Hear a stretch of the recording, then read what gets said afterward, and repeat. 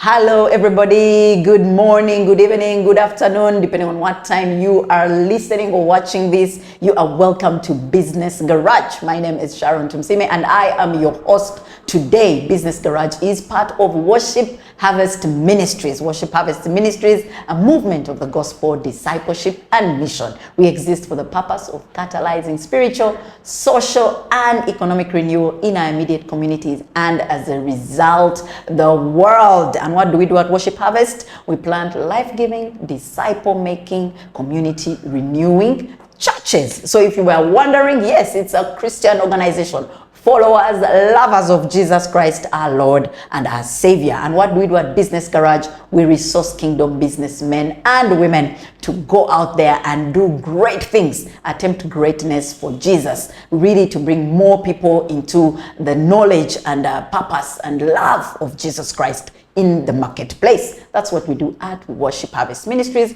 and directly on Business Garage.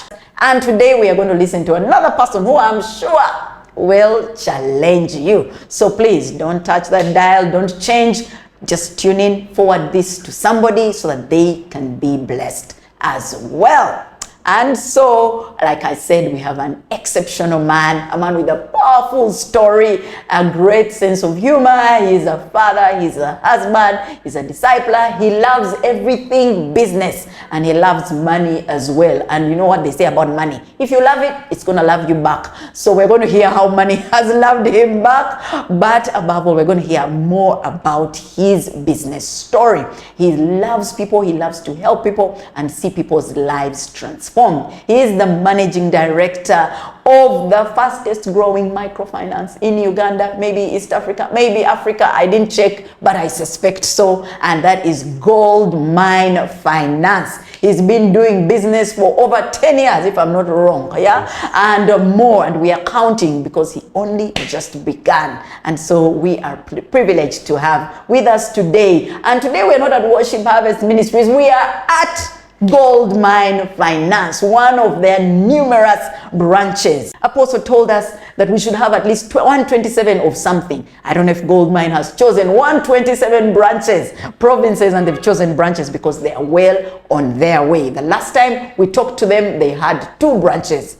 Today, we are going to find out how many do they have. So, Allan, Tayebwa, a round of applause. You are most welcome to Business Garage today. Thank you. Thank you very much. How are you? I'm perfect. You're perfect. Really I love perfect. it. Yes. You have no problems. You don't want. No. Life has been good. Life has been good, and it continues to be. Yes. So, Allan, we like to send shout outs. Yes. Yeah, on Business Garage. Oh, I don't know if you're ready for shout outs. I want to send my shout outs to my family, my wife, and the children, Rukundo, Zabu, Amani.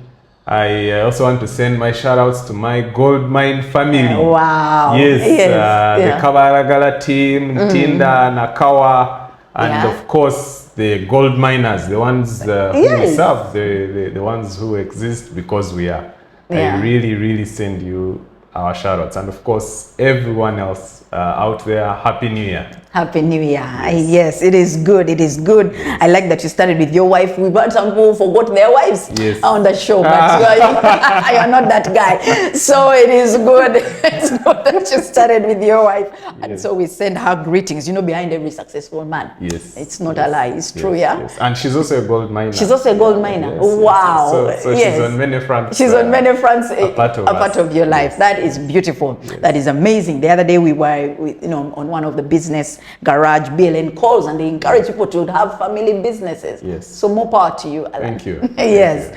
And so, Allan, like I said, the last time we talked, now I know you from many areas. So I'm wondering, when was the last time I talked to you? It wasn't on Business Garage. Yes. But the last time I think I saw you on Business Garage or somewhere on YouTube, you had 2 branches. Yes.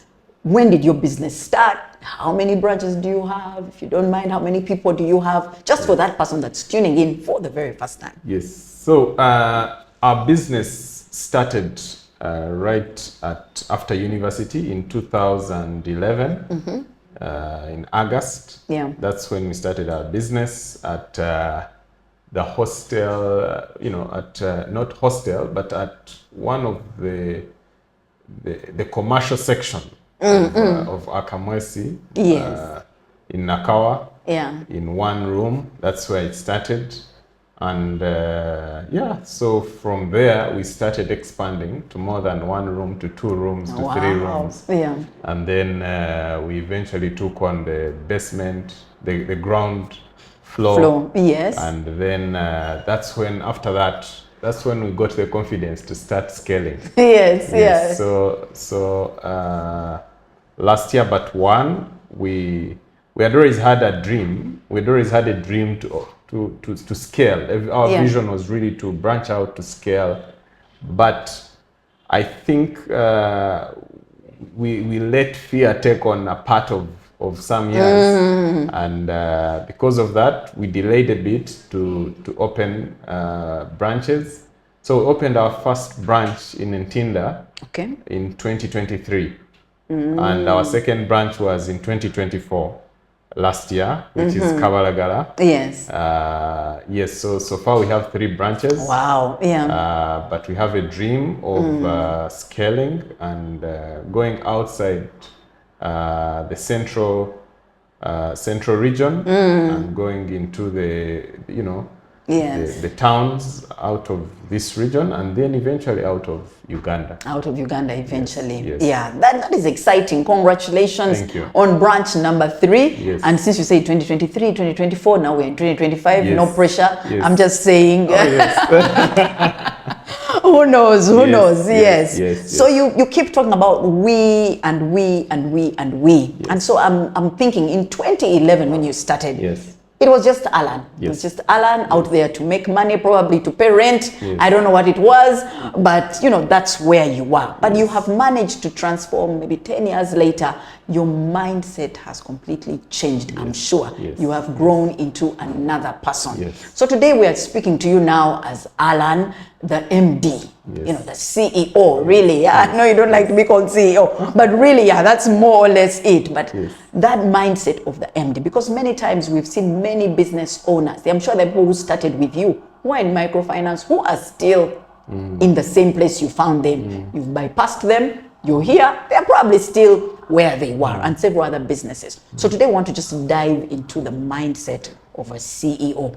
How do you get to that place? What is the mind of a CEO like? What does he think about on a daily basis? What are the things? Because as a business owner, many times at the start, your operations, your finance, your procurement, sometimes cleaner, as in your everything, and you have to worry about everything at that level. Is that what happens to you at that level now when you get into the MD mindset? How do you come out of operational now into strategy? What does that look like?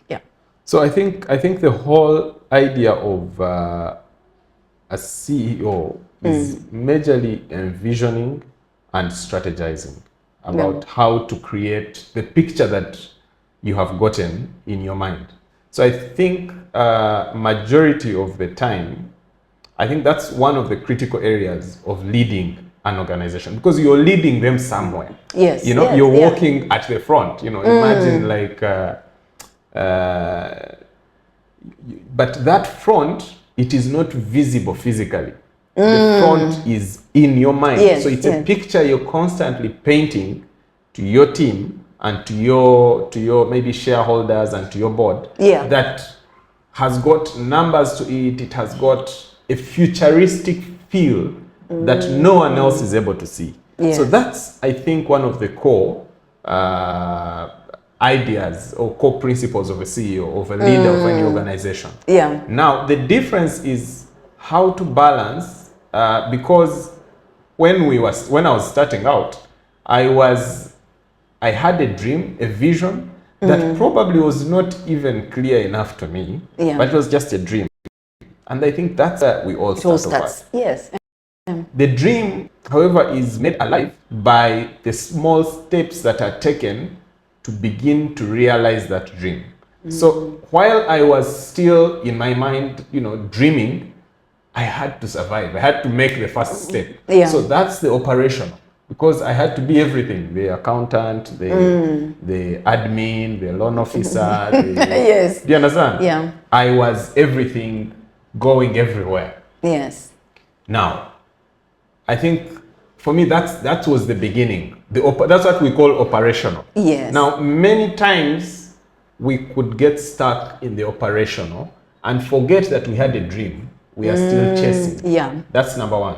So they are dream killers. They are things that get you stuck in operational mindset. One could be comfort. It could be reaching a certain space and getting comfortable with what you have or what you're doing, right? Or with where you are. That's the sometimes you never imagined you'd reach there. So when you reach there, you're like, you always compare with where you were before, and you feel like I've arrived. Why do I need to continue chasing? And so we forget. We usually forget so fast. We usually have this big dream, and then when it comes to the reality, we end up cutting short the dream because of either comfort or fear of failure at a certain point. Because imagine it like you're going to climb a building. That's how business is. And the dream is you want to go to maybe the 50th floor, if it's a 50th floor building. Yeah. We don't have, I don't think we have that in Uganda. Not yet. But we're coming. Yeah. But let's imagine, right? Yes. Imagine you're going to climb to a 50th floor building. Yeah. And you have to start from down. So when you reach the 10th floor, usually many people fear to continue. Yeah. They usually feel like, let me stop here. Let me build my nest here. And that's the biggest I think challenge. Yeah. And look, we've had those fears. I've had those fears myself. You reach a point where you face challenges and you feel like, why don't I stop here? Why don't we? But then it's, business is one of the most exciting things. I've not found anything else more exciting than business, because it's exciting to imagine something and then you start to see begins to it's realized in real life, So I think it gets you to want to imagine more. Yes. And so the dream killer usually is that one, the fear of failure. When you've attained something, you don't want to lose it. You forget that there's a lot more that could be done. And also selfishness, thinking that it's about you. Because when we are dreaming, usually we dream thinking about us, but that dream has got a lot more people involved in it. It's not really about you. So it's a bit three is fear to trust people. That's what keeps you in the operational mindset. And you sort of want to, you fail to find the time to continue envisioning and planning and leading people somewhere. And now you're just leading them in this circus that you have developed or created so far. So yes, that's I don't want to continue moving far ahead of. No, I like what you're saying, especially when you say that sometimes we are thinking about ourselves, but there is no greatness when you think about yourself. When God was sending Jesus, he was not thinking about himself. He was thinking about the people that he was sending them for. But many times when we start, we start with, it's all about me. But we need to quickly, what I'm hearing is to quickly get over that and say, whatever greatness is in you is not for you alone. That's true. Yes. And when you're starting out, you can hardly see anybody. I really like to look at business like we look at children and family. A child, when they are born, when they become 1-2 years, they are one of the most selfish people. You understand? Yes. They don't. Everything is mine. Yes. You understand? Yeah. And as they begin to grow, they must, they start to realize that there is a whole world aside from them. Yes. This is the same thing with business. Yeah. When a business is starting out, it has to survive first. To survive, you must first make it before you think about helping other people, anyone else. So that's the concept of business. Yes. Can you get out of that? Can you first survive? Can you get out first and make sure that you can pay your bills? Because you're not going to go around begging people that you're going to do a business. So now this month things have failed. Please help me. Next month things have failed. No, it must first become cash flow positive. First make be profitable first. That's how you survive. Yeah. Or sell your vision well enough and bring many other people on board, to make sure you survive. So you must survive in business first. That's what you must focus on. Yeah. Then once you have survived, then you have time to think about others. Business is like a human being. I usually tell people that business is actually a living thing. Yes, it is. Yeah. Did you understand that? Yeah. Now, if business is like a living thing, it must be treated like a living thing. Yeah. How? A business, to start thinking like a human being, maybe a human being, I must first get something. Comfortable. Imagine if you're thinking on hungry stomach. Can you start thinking about feeding others? They never say that we're in season 21. But there we are feeding on the word. But you can't survive. With exceptions. It's very hard to think. It's very difficult to think. Yeah. That's what a business is like. Yeah. It's very difficult to think. You can only dream, because you can only dream that when I get full. And that's the only thing you're thinking about. You understand? And at that point, you're probably not even thinking well enough, because you're probably still thinking about your problems, but trying to project them in such a way that they're almost like a charity, because you may start saying, when I get full, I will really help so many people out there. Do you understand? Yes. You make so many commitments and promises which you will never live up to. Driven by the hunger. Driven by the hunger. Yeah. That's the same thing with business. You understand? Because business, when it's starting off, it's also hungry. It's just waiting to sort of sustain itself. Yeah. You understand? Until such a point when it's able to sustain itself, then it can start thinking. That's why vision keeps changing.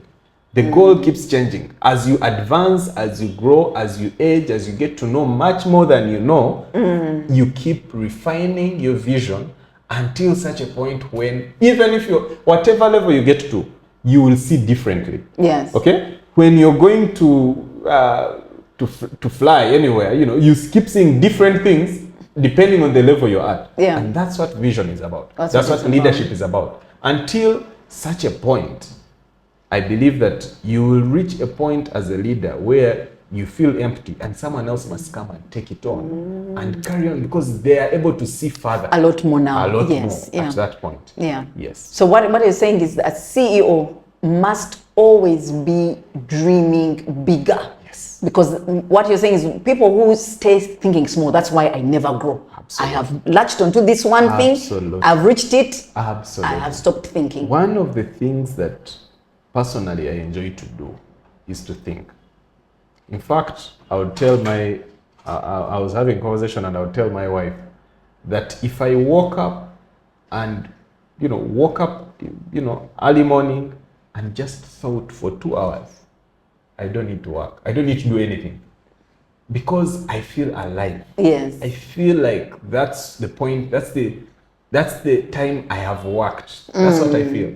And if I wake up and I don't think, even if I've had the busiest day. If you didn't have that time to think. Yes, I just feel like I've not done anything. Okay. I don't feel productive. So that's where I think we need to be able to differentiate from, because work is not getting busy. Busy is not progressive. Just because you're busy doesn't mean you've made progress. Yeah. Progress, I think, from that position, at different levels, progress from the leader, and it's not just the CEO, even a leader of a department, even a leader they need to think. They need to think as long as you're leading. Yes, the team they're working. How do they lead them to achieve the desired result? Yeah. You understand? Yes. I find differences with people, with individuals also, who usually do not think about their lives, but they are living. They're moving. Can you imagine that? Yes. Can you imagine a person just doesn't think? Yeah. You just wake up every day, do what you have been required to do, and go back home. Come back the following day, and where they have not required you to do anything, you will not do it, definitely. All you're doing is be on social media. Yes, because you've done what they told you.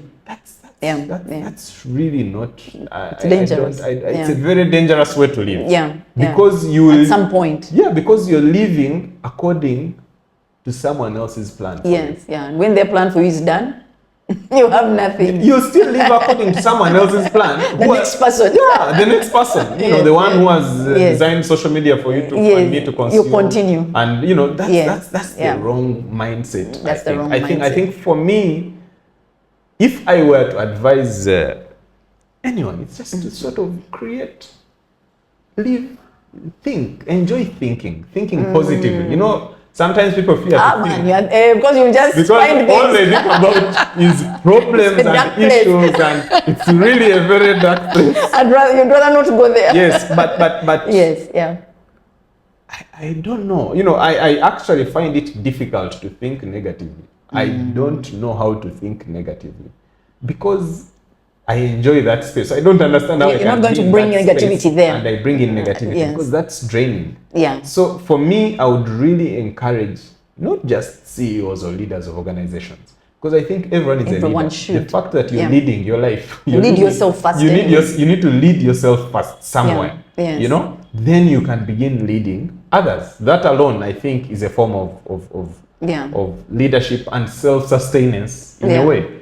So back to the CEO, that's where they live.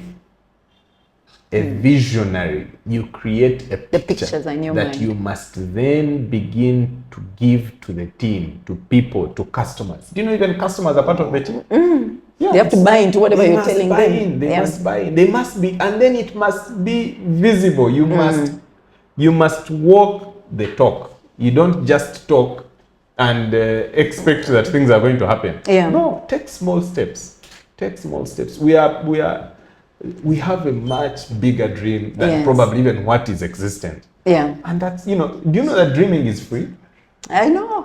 Can you imagine? How can something be for free and you don't want, you refuse it? Imagine if they charge you for the dreams you have. Maybe we'll dream more. People despise free things. Do you understand? Imagine if they charged anyone to dream. Yeah. How, just picture that. I just can't even imagine it. Be the saddest thing. Yeah. I think that would be the saddest thing. So that alone being free, we must really utilize it. The most expensive things are free. Yeah. So CEOs, leaders, but since we're talking about the CEO mindset, the first thing is make time to think. Yes. That's where it all is. That's where it all happens. Make time to think, because while you think, you're thinking solutions. You're painting a picture. What does the future of Palit mean? Future of Goldmine. What does the future of this company mean? Because you see, just like a living thing, like a human being or anything, we are dynamic. I mean, businesses are dynamic. Can you imagine one thing of myself? A business is dynamic. So I'm the living thing, the business. Yes. We change shape and form and face depending on the challenges we have faced in the field. Yeah. So because of that, things keep changing. There are people who at different stages things have to change. Yeah. So if you fail to adjust accordingly, then you must be informed. You need to be prepared for the changes. Otherwise, if you fail to adjust, then you're going to start dying. Yes. Yeah. If you fail, one will come and kill you anyway, eventually. If you're not innovative, you're going to start dying. Dying from what? Competition. There will be a much better looking business in a way. And I was talking to someone this today, and I was actually joking and telling them that business is the only thing we are required, or we are expected to be polygamous. You can have more than one branch, you can have more than one customer, you can have more. You're allowed many. You are allowed unlimited. Really. That is a joke. I hope people understand it. They're getting it, that you can have as many as you want. Yes, in as many countries. The more you have, the richer you are. The more influence you have. Yes. That's the only thing. Yeah. You really need to have more of. You're allowed to. Yeah. The one thing you should always ask is, what special thing do you think these other people have that you and me do not have? The ones who have done bigger. The ones who have done bigger. The ones who have done, you know, bigger things. Yes, because they always advise us that look at your business. Now what the biggest guy in your business, what is he doing? How is it possible that a person can start the business in the garage of their parents' home, and today the world's wealthiest guy. We have the gadget right here. You understand? You have the phone. And he's calling the shots all over the world. What systems have they put in place to scale? You know, these are some of the thoughts that you can start thinking about. These are some of the things that you think about. Then when you think, you start to question. You start to ask Google. You start to dig. And as you dig, much more is revealed to you than you never know. And as you begin to think, you probably will get in the right network and ask one simple question that will open up a whole new environment that you never knew. You know, that's how. So what the next question I was going to ask was, how do I think? Yes. Because you can say you think, and then I think about all the bills, all the customers. But you've answered it in a way that think about the people that are in the same business as you, who have done bigger. Then start to ask yourself some questions. Start researching. How can I get there? What systems have they used? What can I implement? That sort of thing. So you've really answered a question that I was going to ask. Because it's one thing to tell people think. Then they're like, about what? Read books. Books will really help, you know, to tickle something in your mind. You know, I like to read practical books, you know, not no. Don't say any titles. But the advantage with those kind of things, they help to tickle your mind. It will help to start to get you thinking about something you had not even thought about. You know, so that's the advantage. So the more you read, I actually think that readers are thinkers. You know, the more you read, the more you get to think. You have to. You understand, because it begins to challenge your mind. It's something that you had not even imagined. It also puts the pictures you're talking about. Precisely. So you begin to create those pictures. And then you must meet people ahead of you. You must find mentors who are going to also tickle to help challenge you, challenge your mindset and your thinking. And so that's how you think. That's how you get to sort of, and also, sometimes I will get up and read a certain report, and I just start thinking. I don't know, I just, you know, it's something that... You've trained yourself now at that point, yes. Or have you always been a thinker? I think so. I've always enjoyed thinking. You've always enjoyed thinking, yes. You know, you just... But you can train yourself to start. I think so. Being just that. Yes, you can. In fact, let me tell you, thinking is so important and so good that even if you think about nothing, it's refreshing. Just to get up in the morning, you just, you know, me, I like silence. So I want to, if I can get up in the morning and just sit in the chair and have nothing, it's refreshing even when I'm not thinking about anything. I still feel productive. I don't understand. I genuinely don't understand how, but I think it's a very good thing. I think it's a very spiritual thing. It's in that stillness, that you start to hear, especially if you're a Christian, from God, giving him an opportunity to, the Holy Spirit, to communicate things to you. Because sometimes he's telling us things and you're just too busy to hear what he is telling you. So in that stillness that you're talking about, it's that space where you get to actually hear from God. And this is why I genuinely think that if we can all get to envision and to think, then I don't think we would have such a thing as competition. I like where you're going. Because competition of what?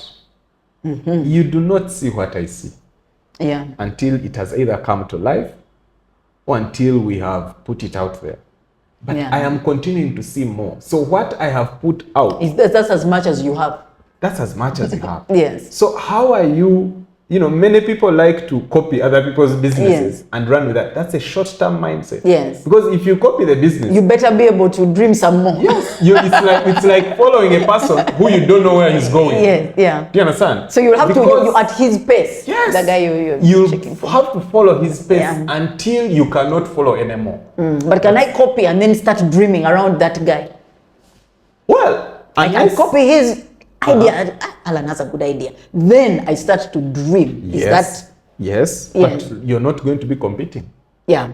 Yeah. Do you understand? Because you're all having different dreams. At that point. You understand? Someone's dream might be one space, while your dream palette is global. Yeah. It's going to India, going to China. Do you understand? Yes. Yeah. Someone's dream might be, look, they say Samsung started as what? As a hair making company. Today it's Samsung. Now imagine a person who had copied them when they were making the hair. They're probably still making Do you know what I mean? Yes. Imagine a person who copied the hair. Yes. Today, where are they? Maybe they're selling more hair. So that's the whole thing about thinking. Yeah. Thinking is where all the creation happens. Yes. Yeah, so that's what happens. Creation happens in the thinking time. Yeah. So if we can develop the culture and the habit of thinking, you will even create, you will be a different person every time you are in that space. Because you're thinking about different things, you're dreaming different things, you're not thinking about the same thing all the time. Yes. And it can be very different things. I'm not only talking about business. Yeah. Everything. Everything and anything. It will be family, it will be, it is a broad perspective. It's a broad perspective. I like that. So really you're saying the crippling factor is that we CEOs don't think enough. Yes. Business owners are not thinking enough. We are doing a lot of that in the business instead of on the business or about the business. So first things first, start to think. Make time to actually think and dream about this business, because the team is counting on you. Even the business is counting on you to have these amazing dreams. And it's very easy to get stuck in the operations. Now, I'm not saying don't do any operational work, because no. As you run a business, there's a lot of firefighting that is required. Yes, yeah. There's a lot of there's a lot that is required to still work in the business, right? But you must always be cognizant that you have your primary responsibility is not what you're actually doing. What you're doing is secondary. Yes. So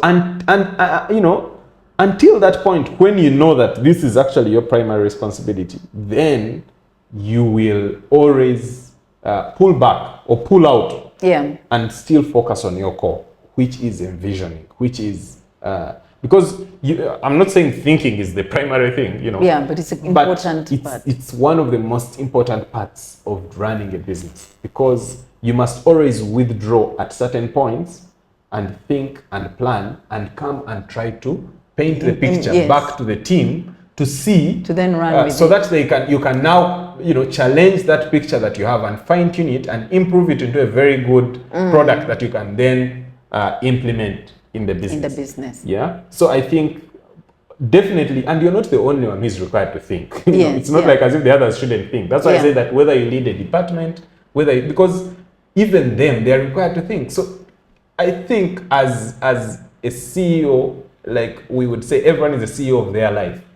You just cannot live life without thinking. Yes. Yeah. Okay. All right. So we have talked about the importance of thinking. And so when you've thought and come back, you've come now to the team. Yes. Speak about the CEO and the team. What sort of things does So the other part about, I think, is about mentorship. One of the big parts also is mentoring a team. Empowering, delegating authority, which is a very scary part. Yes, especially like in your business, you were dealing with money. How did you, say that, what, this guy is the guy in charge of dispensing them. I think I usually laugh when I recall myself like 2-3 years into the business. Yeah.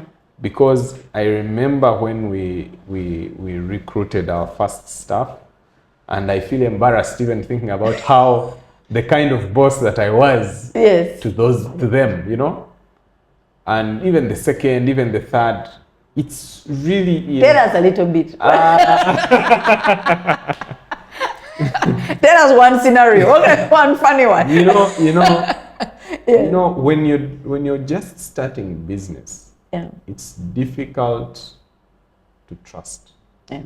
You have a lot of trust issues because you're here thinking, this is your baby, you know. Like you mentioned, baby, it's like a first-time mother. Trusting anyone else with that child that you've just got. To even go away for 5 minutes. I remember our first child. My friend, my wife could not even. She would give you to help, but then she's watching. She's watching. She's right there watching everything you're doing, and you're like, "Are you giving me?" And she was literally not sleeping. You know, even at night, you're trying to get someone to help, and you know, at night so that you can rest. She doesn't sleep. She's overseeing. That's exactly how business is. That in the beginning, you're watching this baby and you're thinking, I would not trust anyone with this baby. You understand? Yes. So that was the concept. You know, like I was like this. You've given someone a task, but you're like this one. You're like, you're still doing the job. So it really, really took...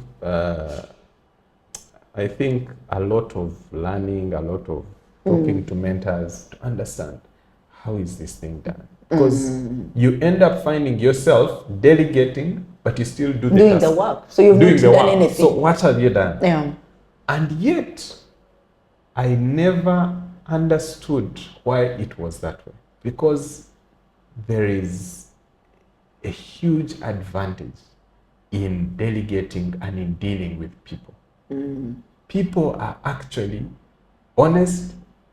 I needed to hear that from people. Contrary to what I thought. People are actually better than you in many things. And so they are actually going to do what you were worried about or what you thought you were doing. They're going to do it better than you doing it. So, but also, if it ever went the other way, that's the thing. You're still learning. You know? There's always something to learn. That's part of scaling. You know? It's part of scaling. It's part of improvement, continuous improvement. That's one of the fears that business owners have got. Who eventually transition into CEOs or MDs. I don't know if, you know, if it would be the same. But I think it's the fear. It's a fear generally that you're fearing to trust someone to do the task. You're fearing to trust someone to do it perfect, to do it well as you would you think you would have done it. And yet, when you trust people, it's immeasurable what they're able to get back. And you do a lot more through them. Than yourself. People are. I mean, I tell you, we have a team at Goldmine that amazes me. I'm so proud of the team that we have. I am shocked. They surprise me every time. Wow. Yes. What an amazing team. What an amazing team. But really speaks a lot about you. So in hindsight, you're like, I should have trusted people a lot faster. Yes. I think would be much further. Like I told you, we had fears in branching out. That was partly out of fear of trust, of delegation. And yet, we knew that that's how we would know that the systems are working. So that was partly one of the fears. Like, you know, of course, and it was very dangerous. It was unfortunate that around the time we were thinking we wanted to do it, COVID came, and so we had a perfect excuse. Like, you know what I mean? Now you see. Like, but it was fear. It was fear. And the advantage of living, of asking people to hold you accountable, sharing with people your dreams, they hold you accountable even when you don't want it. Right? I know. So our board was really insistent, and the others stepped their foot and said, we need to branch out. Yes. And I really want to give a shout out to our board, because they are really partly the reason who held us accountable and said, this is how you do it. This is what you need to do. Let's go. Yes. And that was exciting. It was exciting, and I can't stop thinking about the next branches. Yes. You know? Now that you've done it. Now that you've done it. It's doable. I'm like, this is doable. Look at the people that we are serving, the new areas we have entered. I know, the ones all this time we missed We out. were really selfish in a way, because we were not thinking about all that we would be able, all the lives you would be changing, people that would be able to reach. Yes. Yeah. You know, so I think for me that's now I really look forward to a time when we get out of Uganda, because then I think we will be Goldmine global. And I suspect it's any time now, but we are also very excited. Yes. We're very excited for that. Yes. So CEO, we've talked about the thinking, we've talked about the people. What else to come out of that mindset of operational, I am the alpha and the omega here? Yeah. Yes, what else? So I think because people are in different facets. I personally think that if I'm able to get my team to mentor to work with the team, to mentor them, and get them to execute. Okay. You know? Then you focus on the future, you know, creating the future that you want, that you're headed to. I tell you the truth. If I had a job where I was just thinking, you know, there's a book called Thinking for a Living, you know? Yeah. I think that would be the perfect job. Perfect job. Because I you know, that's where I want to think that a leader has to live in the future and come to the present and lead them to the future. And pick people and say, man, I've been here. Let's You get it? Yes. Because when you paint a future, it is so good. But the only time they believe you is when you create it. When you get it out of that futuristic mindset and come and begin to create it here. So I think that's I think that's exciting. Yes. You know, there's fear in creating it, but I think it's exciting, nevertheless, that actually what you thought about, what you as a team is here. It's coming, it's coming. And you start looking forward to it as you start taking those bold steps and getting there towards it. So I think as a CEO, I would really think about 3 things or 4, which is visioning, mentorship, and delegation of authority. You know, I learned that there is delegation of tasks and then there is delegation of authority. Yes. You know, that actually helped me sort of understand where I was. Because even in the delegation, you know, I started by not trusting people with the tasks. Then I started by not, by trying to trust people with the tasks. Then eventually I graduated trusting people and delegating authority. So I think that's how you work yourself out of operational towards strategic.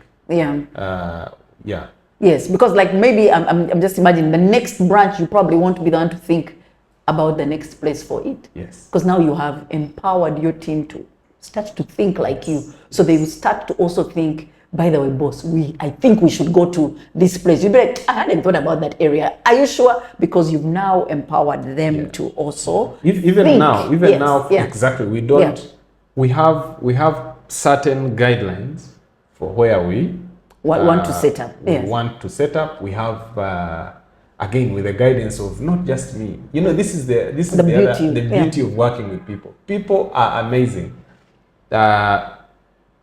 This, you know, we have different things we look at for where we need to set up.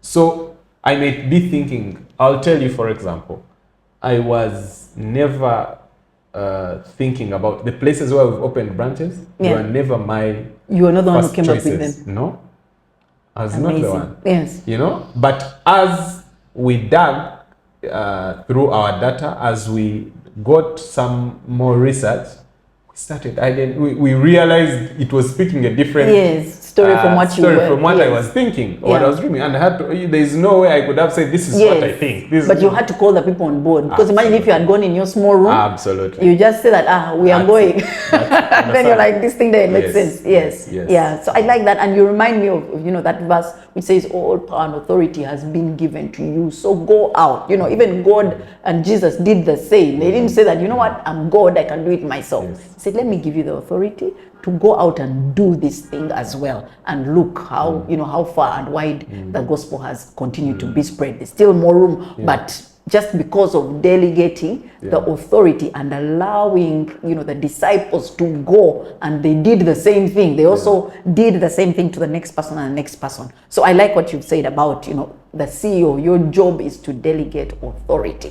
So to grow the people, and then send them out to go and do the same thing. I like that. So what else do you feel is another, no, not what else. What does a day look like for a CEO? That term sounds very huge. Okay. A leader of the business. I think for Allan, you can say the business leader like you. Okay. I don't want my title.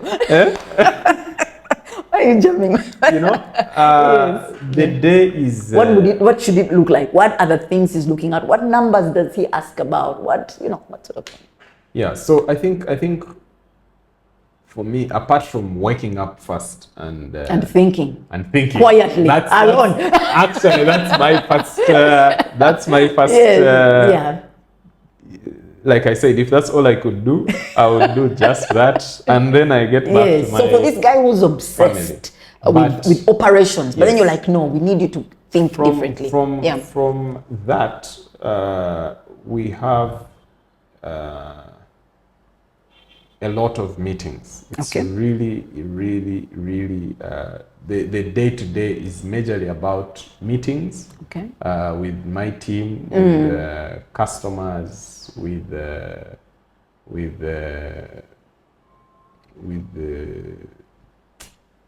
what would I call them? The external the stakeholders, people, the stakeholders. Yeah.